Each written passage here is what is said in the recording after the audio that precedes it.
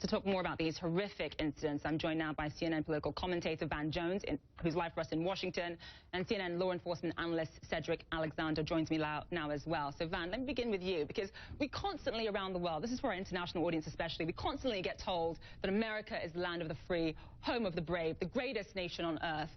But for young black men who are constantly stopped by police, America, their America, doesn't seem to be so shiny and bright, does it? Well, it's not. You have a young generation that's being squeezed between street violence and police violence.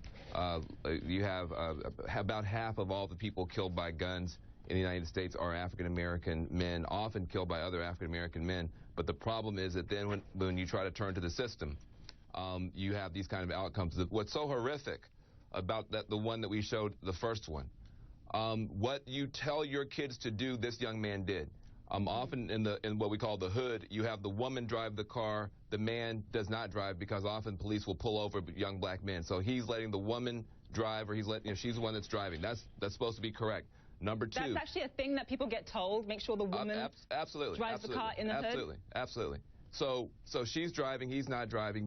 Then number two, don't have an unlicensed weapon. Make sure if you have a weapon that is licensed. He did that. Then do everything the police say. You heard her the whole time. She's saying, sir, sir, sir. Even after he shot. And yet the police still, if you follow their instructions, you get killed. If you don't follow their instructions, you get killed. If you are a woman and you aren't hysterical and trying to fight them and you're saying, sir, sir, sir, you get arrested and traumatized in front of your kid. If you fight back, you get arrested and traumatized in front of your kid. It's starting to feel like a no-win situation on the streets and with the police. Cedric, let me just bring you in, because I was very happy when our bookers got you today, because you have both perspectives. You're a black man, and also you work in law enforcement. You heard what Van Jones was saying there. I mean, if you're a black man and you get stopped by police, should the way you handle yourself be different than if you're a white man and you get stopped by police? Well, it shouldn't be. You should be able to be stopped and be stopped just like any other citizen in this country. However, we do know historically that we have to teach and rehearse and talk about, if you are stopped by police, that you conduct yourself, because sometimes, oftentimes, if you're a person of color, you may be seem different.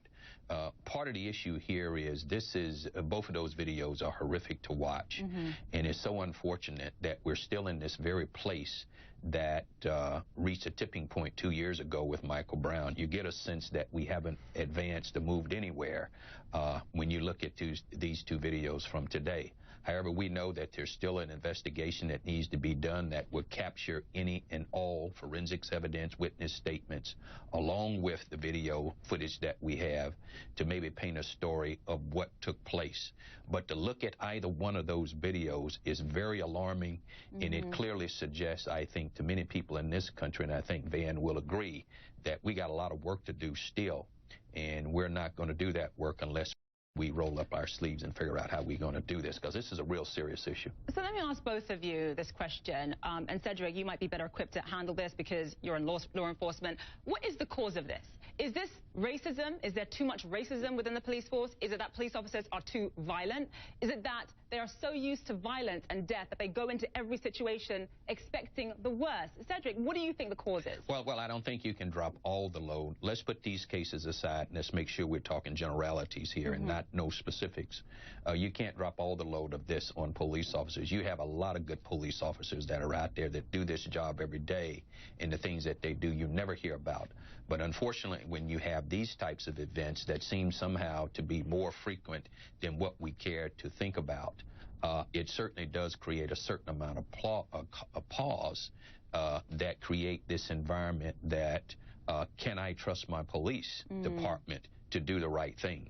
But we can never negate or minimize the fact that there is a lot of good police work that is going on. But I tell you, as a black man, as a law enforcement official, as an American citizen, I'm bothered by these repeated types of events. And this could be, how do we go back and train better? How do we recruit better? But we got to make sure that we have people who are representative of all our communities, not just in terms of race and color or gender, but in terms of having a diverse mindset about being accepting of people that are different than we are. And that's for all of us, regardless of what our color may be.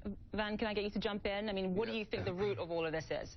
Well, first of all, I'm from a law enforcement family. My father was a police officer in the military. My uncle just retired from the Memphis City Police Force a couple of years ago. I get it. But what I have to say, at a certain point, a good officer is an officer who will arrest a bad officer. Part of the problem is that right now, it's now almost become routine, where everybody says, oh, it's terrible, we have to do something. Not one law has changed in America, at least not at the federal level.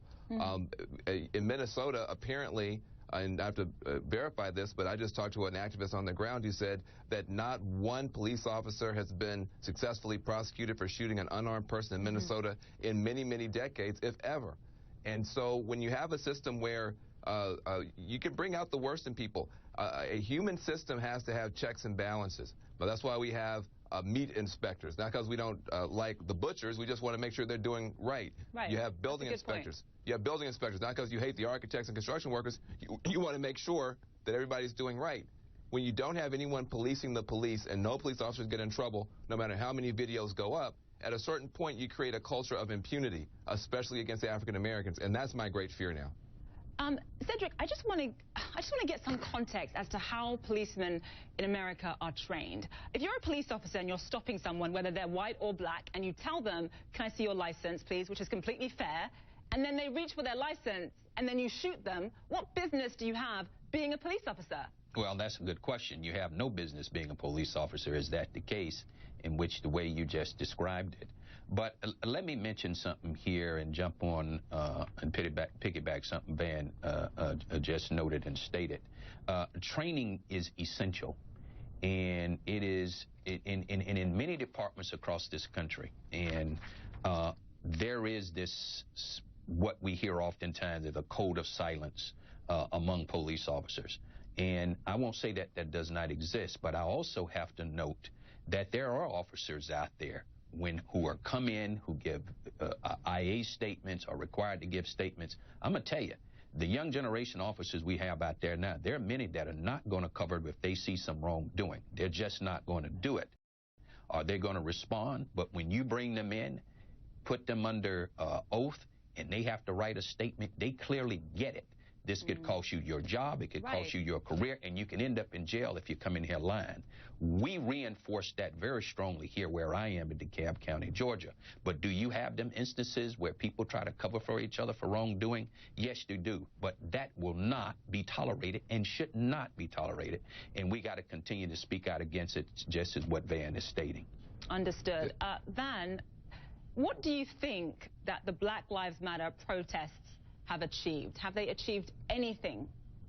Well, there are some cities where their protests have actually come to include politics, and they've gotten some DAs that were, or district attorneys, prosecutors who were not being responsive to the black community fired because they wouldn't prosecute police officers, not fired, but replaced at the election. So that's a good thing. Let me just say, the other thing that's happening, which is not being put on the news, but it's all over the internet, are videos of white men attacking police officers, sometimes with hatchets, sometimes with their fists, and police officers doing everything they can to apprehend them alive and not shooting them. I mean, I'm talking about big white guys punching, kicking, screaming, so a guy with a knife, and officers literally going out of their way and having blows landing on them. Why? Because when they deal with white people, often they say, this is a human being, I've got to respect life. There is a hyper level of fear when it comes to African Americans. The media promotes such a negative attitude.